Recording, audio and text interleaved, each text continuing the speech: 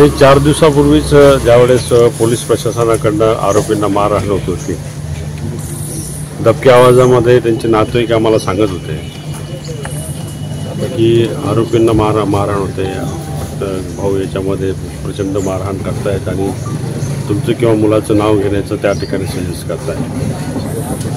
परंतु जर गुन्हा घडलेला असेल तर तुम्ही त्या पद्धतीने तपास केला पाहिजे। तुम्हाला ऑनलाईन ट्रान्झॅक्शन असेल तर तुम्ही ते धरलं पाहिजे।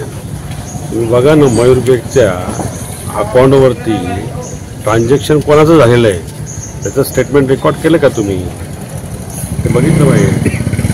त्याची बँक स्टेटमेंट काढा, कोणी कोणी पैसे ट्रान्सफर केले त्यांना तुम्ही पकडा। तुम्ही कारण नसताना राजकीय हेतूने प्रेरित होऊन एखाद्या व्यक्तीला फसवायचं, याआधीसुद्धा लोकसभेच्या आधीसुद्धा 4 वेळा प्रयत्न झाला बडगुजर कुटुंबांना अडकवण्यासाठी। काय झालं? न्यायदेवतेवरती आमचा विश्वास आहे, आम्ही फाईट करू। तरी आज त्यामध्ये अडकवलं असेल, सत्य बाहेर येईलच। पण विधानसभेच्या निवडणुकीसाठी तुम्ही जर असं षडयंत्राने जर निवडणूक जिंकण्याचा प्रयत्न करत असेल तर कदापि शक्य होणार नाही।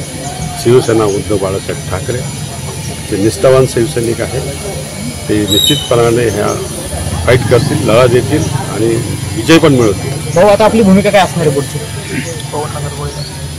निश्चितपणाने मी तुम्हाला सांगतो की पोलीस आयुक्तालयाचं जे कामकाज आहे त्याच्यावरती मला शंका निर्माण नाही करायची, पण पवननगरच्या गोळीबारामध्ये 8 लोक आहेत, त्यांना अजून अरेस्ट केलेले नाही। तो गोळीबाराचा व्हिडिओ सर्वीकडे फिरतोय, मग पोलीस प्रशासन काय झोपलं आहे का?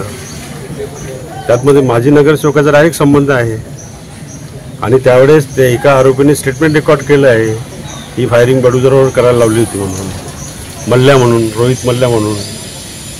त्या आरोपीने पोलीस स्टेशनला त्या स्टेटमेंट रेकॉर्ड केलं, ते रेकॉर्डवरचं स्टेटमेंट कोणी पुसलं? हे अंबड पोलीस स्टेशनचा हा भ्रष्ट कारभार हा आज नाही उद्या बाहेर येणार आहे। नेमकं कुठल्या माजी नगरसेवकाचा यामध्ये सहभाग आहे? मी नाव घेऊन त्यांना मोठं नाही करणार आणि तो व्हिडिओ तुम्हाला पण माहिती आहे। कोणत्या पक्षाचं सुद्धा नाही नाव नाही घेणार त्यामध्ये।